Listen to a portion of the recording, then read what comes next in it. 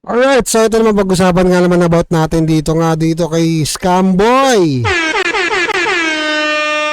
Ito, may mga banat na nakakarindi, no? At hindi naman ho talaga affected ang isang Yorme Isko pagdating ho sa kanya.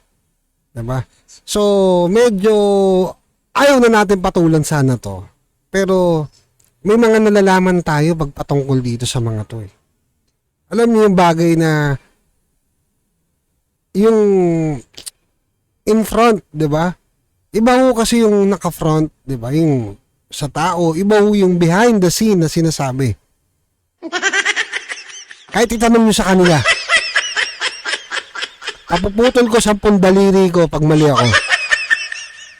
'Di ba? Iba ho yung based on the camera, 'di ba? At iba ho yung nasa likod. O, ayan o. Panoorin mo natin to, yung video ni, yung tanga. Tangang vlog.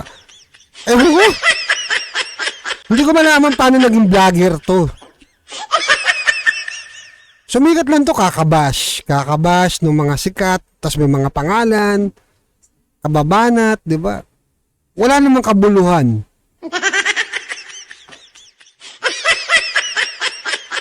Tapos pinasok ang mundo ng politics. 'Di ba? Ng social media, vlogger politics. Pinasok niya. Papanoorin mo natin yung video. Mga boss, napakarami pong naninira sa upcoming future Mayor Sam Versosa natin. Lakas nito. Future daw. Asang-asa. Alam nyo, hindi ba naman tanga to, di ba? Nung may video na panood ko, 'di ba? Ang sabi niya, pangalawa daw sa pinakamataas. 'Di ba? Pangalawa daw sa pinakamataas. 'Di ba? Ang House Speaker.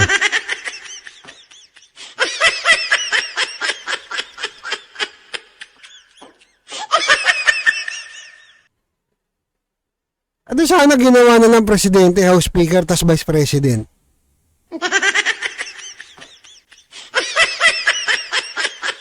Ito yung mga walang alam mo talaga sa politika.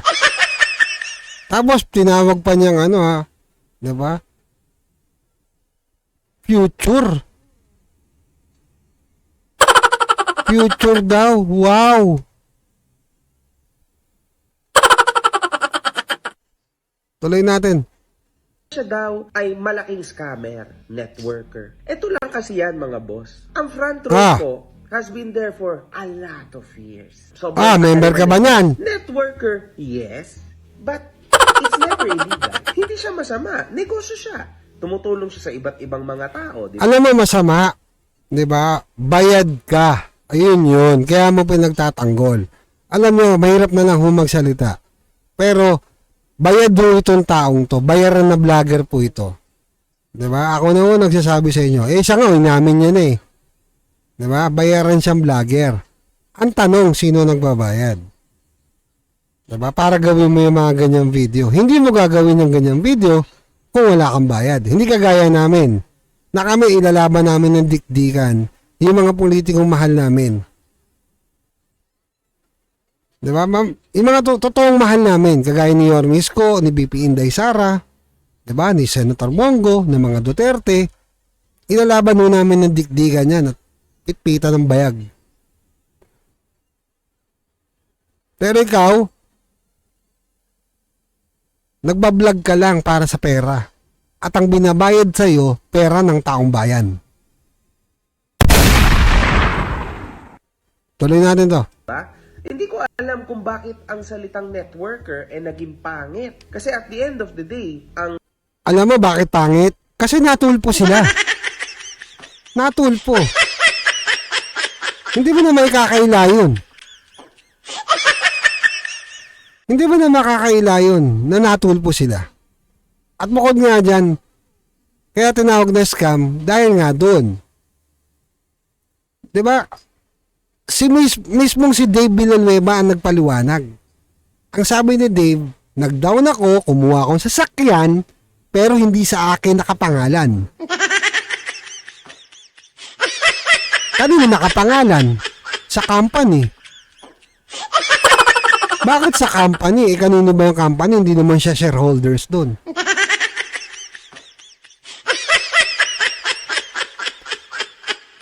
Mantakin mo yun.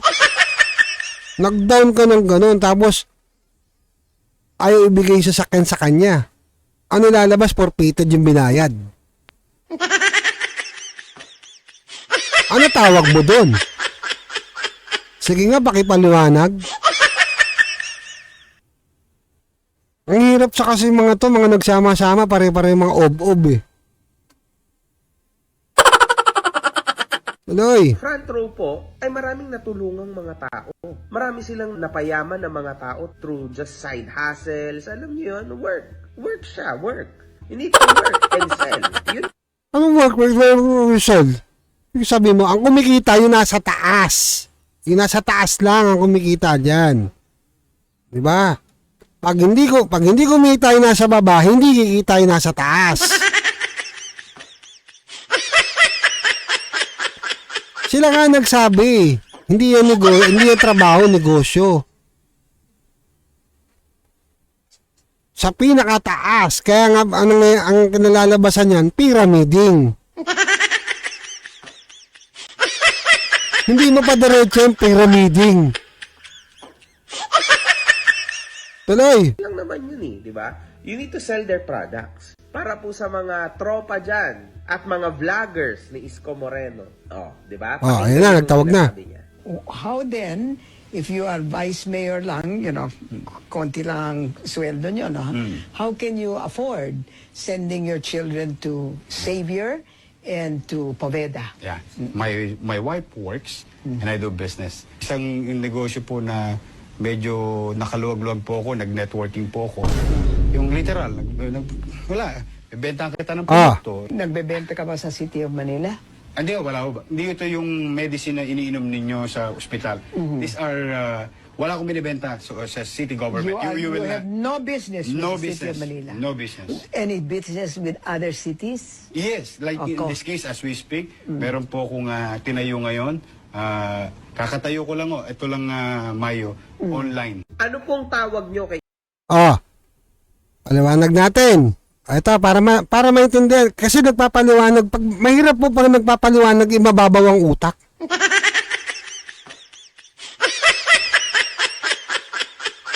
Nakuha mo? Ang pinapaliwanag ni Yormisco, ganito po yan mga kababayan. Tinawag ng networker, nito ni Tanga. Diba? Tinawag ng networker si Yormisco. Ang binibenta ni Yormisco, produkto. Produkto ang binibenta. Ano ba binibenta ng front row? Produkto. Paano ka mag-aano ng produkto? Kailangan mo kumuha ng tao. 'Di ba? Nagpapa-pay-in nga sila eh. Mas mahalaga sa kanila ang pay-in. 'Di ba? Magpasok ng tao kaysa mag-product. Wag na ho tayo magbulahan. Alam ko ho yan. Galit nga sila pag wala kang pay-in eh. Pag puro product eh.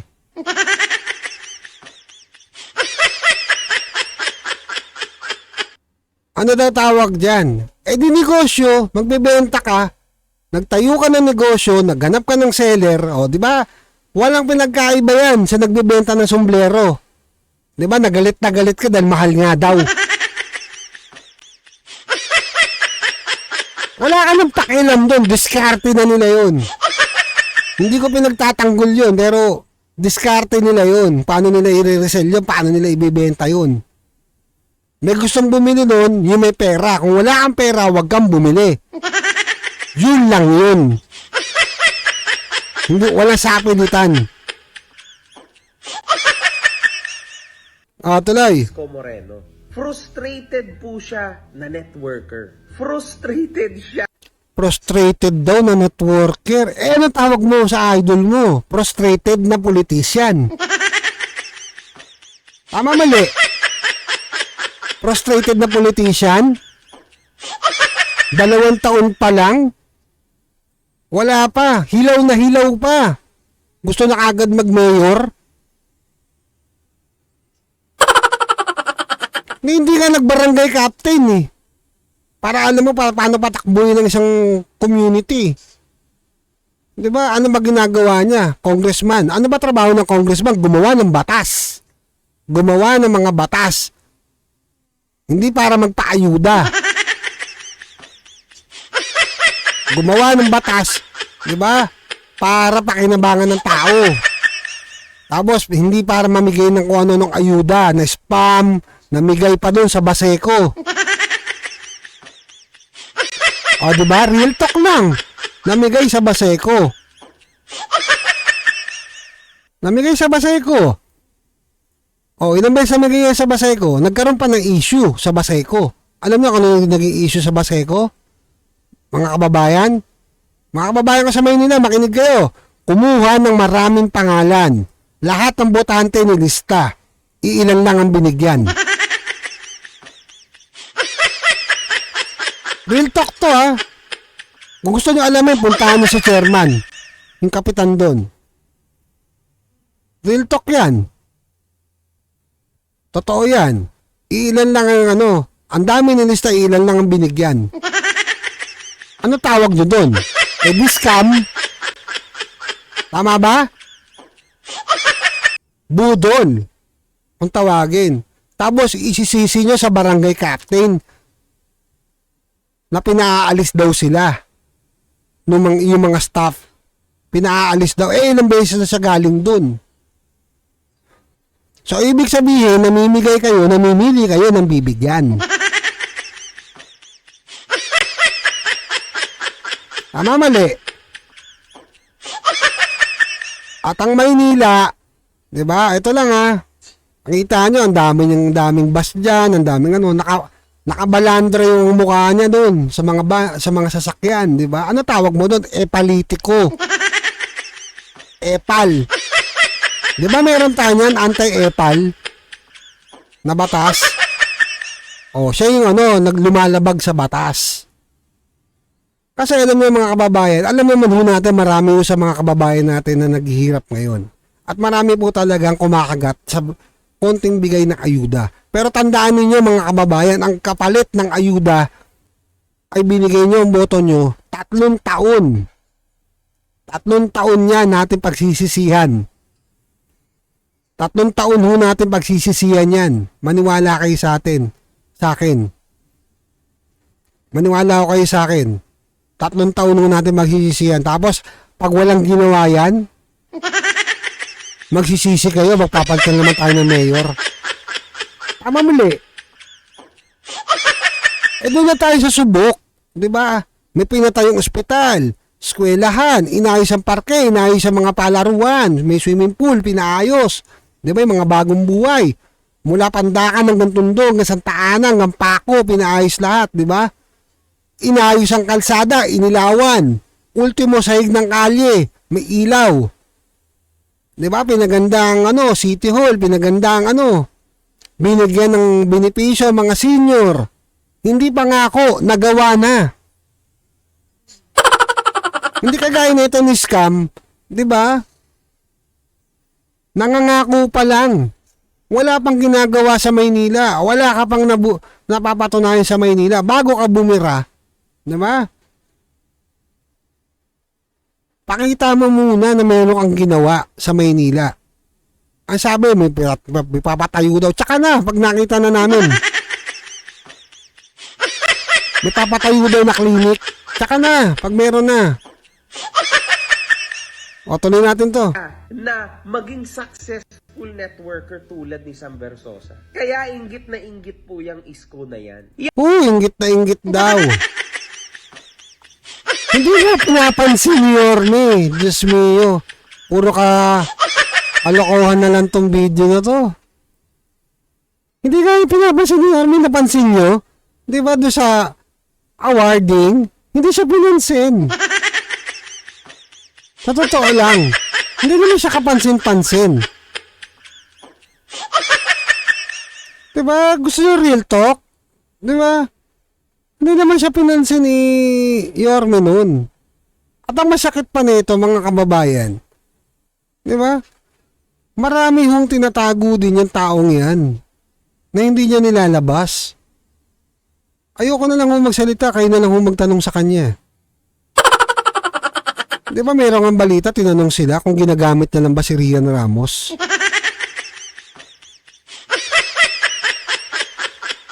Hanapin niyo yung balita na yon. Nasa social media yon. Di ba? Tapos, mantakin niya, may balita na naman nakaraan. Celebrity couple. Wow! Tumakbo. Tumakbo sa marathon. Sa pagtakbo nila, di ba, sa pagtakbo nila, nandaya pa. Aba, matindi. Tapos marami silang kasabay na celebrity doon. Di ba? Mga bigatin, Hollywood star, nakitakbo sila. Tapos nandaya ka doon. Nakakahiya ka. Nakakahiya kayo. Kung tutusin. Di ba? Hindi naman tayo magsisinungaling kasi nasa Daily Tribune, di ba? Sila nagbalita, nabasa ko lang. Nanandaya sila. Oh. Balikan yung daily yung balita, Daily Tribune, hindi ko lang na-download. Hindi ko lang na po mapakita sa inyo dito. 'Di ba? Pero lahat 'to na sinasabi natin, real talk po 'yan. Real talk. Oh, yan, real talk. Oh. Eh sabi niyo, Nico David, the biggest paid political vlogger. Wow, sana all. Nandamay ka pa. Ano sabi niya? Ako pa rin ang highest paid. Gusto niyo ba to? 100 reacts lang. Kailangan mo pa ng react? Tamo, oh. Sikat na yan, oh. May ano nga, di ba? Blue badge ka eh. Pero nangihingi ng 100 reacts, kawawa naman. Ako wala kang pakialam kung wala mag-react man o wala. May manood man o hindi. Di ba? At least, yung matitirang nanonood sa akin, yung mga taong nanonood sa akin, alam ko, totoo. Hindi ko kailangan pilitin. Hindi kagaya ng ginagawa mo. Bayad ka na, namimilit ka pa.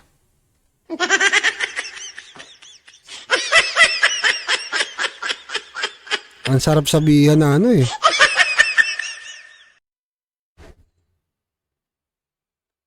Katawa talaga eh, di ba? Grabe yan, no? Alam niyo mga kababayan, no? Ito masingit ko lang. Bukod kay BP Inday na tinitira nila. Bukod kay Pangulong Duterte at sa mga Duterte, diba? At sa mga alay ng Duterte, kagaya ni Pastor at mga iba pang kaibigan ng mga Duterte na binabanatan nila. Diba? Tinatrabaho nila yan. Ayun o, maliwanag pa sa sikat ng araw, inamin niyang bayad siya.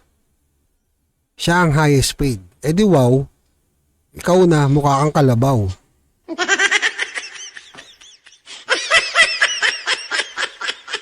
Galing, di ba? Tapos nung bumattle yan, no, napanood ko rin yung battle yan kay laban kay price tag. Wala eh. Sabaw. Tugmaan nga, hindi marunong eh. Pahipap-hipap pa. Eh mas hipap pa ako sa'yo eh. Wala ka pa nga napatunayan. Marami kang pera oh, pero talento wala ka.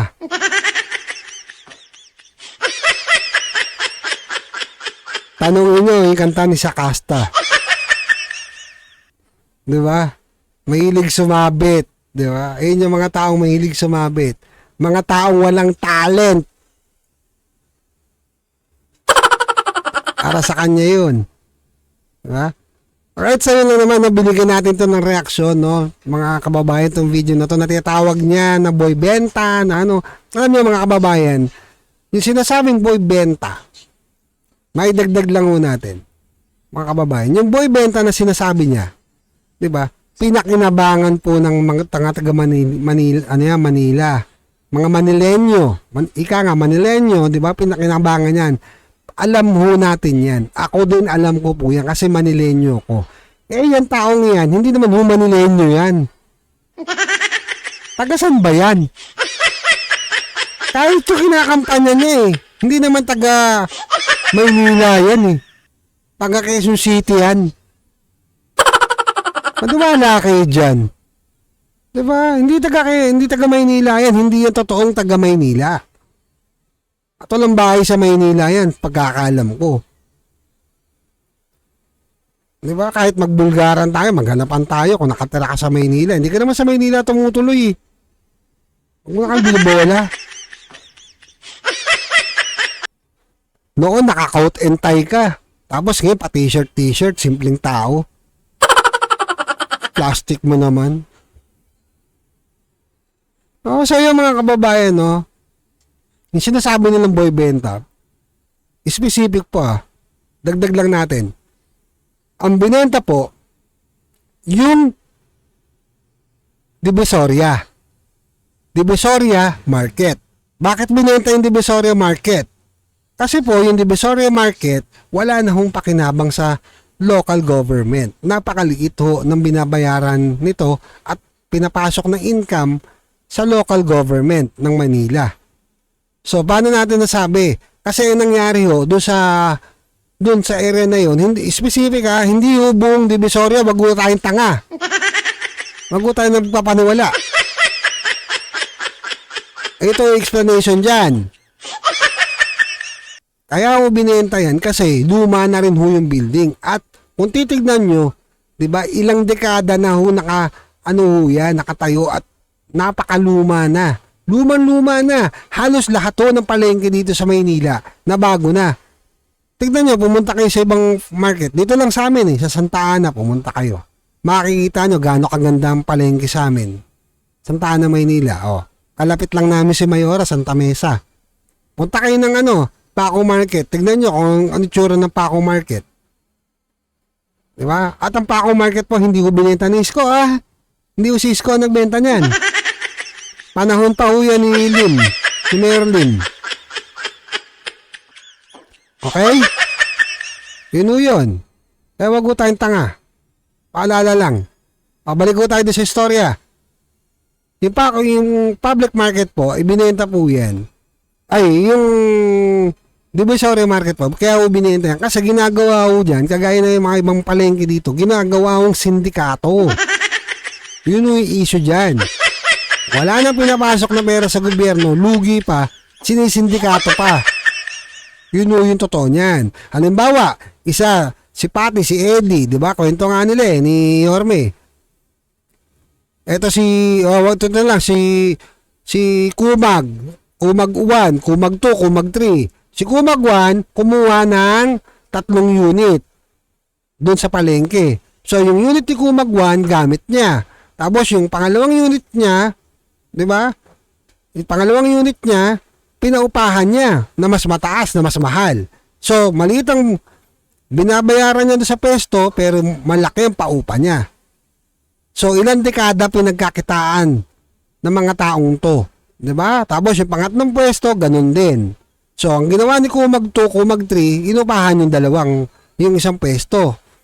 So, si Kumag 3, inupahan yung isa pang pwesto. Ngayon, ang kumikita, si Kumag 1. Ganun ho yan, pera-pera parang sila.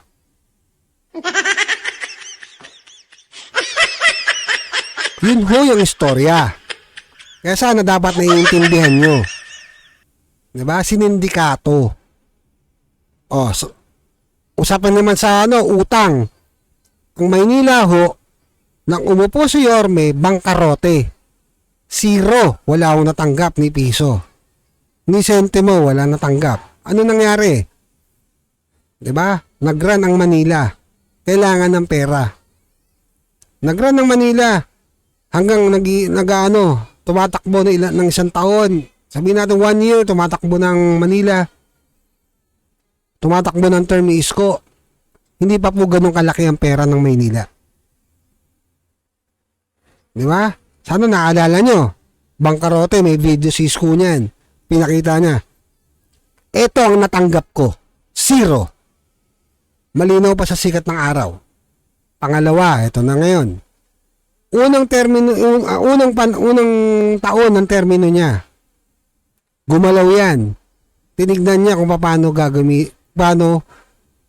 gagawin sa Maynila. Paano aayusin, May pondong nakalaan pero hindi ganun kalaki. Nakita nyo? Paano mag-isip ang isang Yorme Isko? Sinimulan niya magpagawa ng mga iba't bang ano, di ba? Park. Doon niya muna sinimulan. Para nga naman, di ba, may mapasyalan yung mga lolo't lola natin. Tumama ngayon. Ikalawang taon, tumama ngayon ang pandemya. Ang pandemic. Pangalawang taon niya. Walang perang Maynila. Meron man kokonti. Ano nangyari? 'Di ba?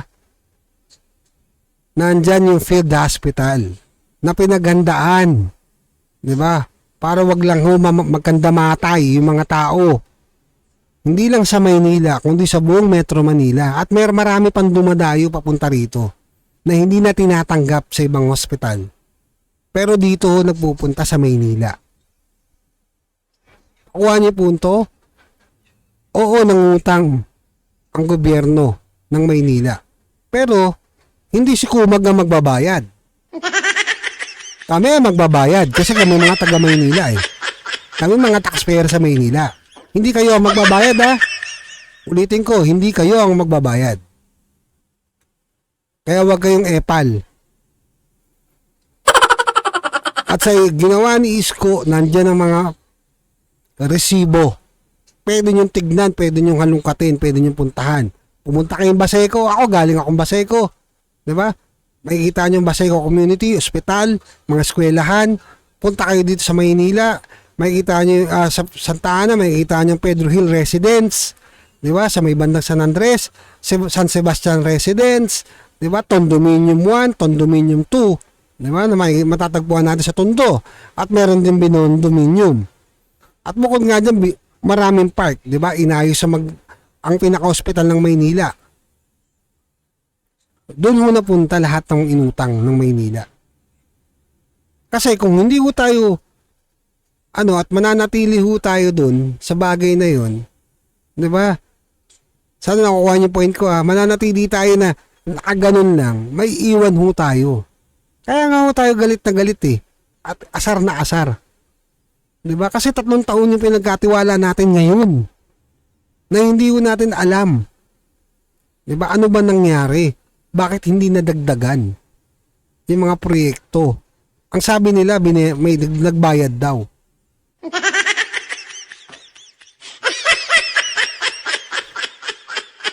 Nagbayad daw.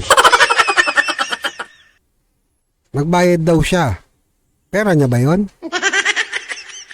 Parang pera ng mga taga-Maynila yun eh.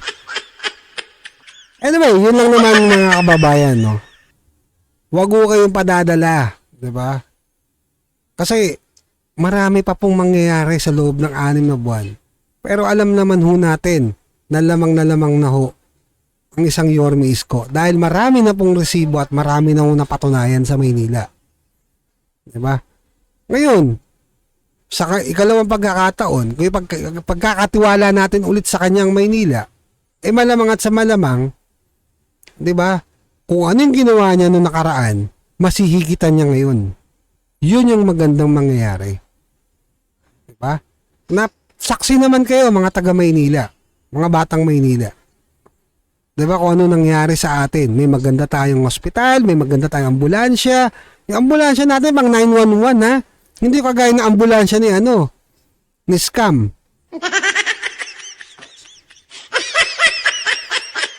May mukha niya. Hindi mo malaman kung ambulansya o sasakyan ng Philippine Charity Sweepstake.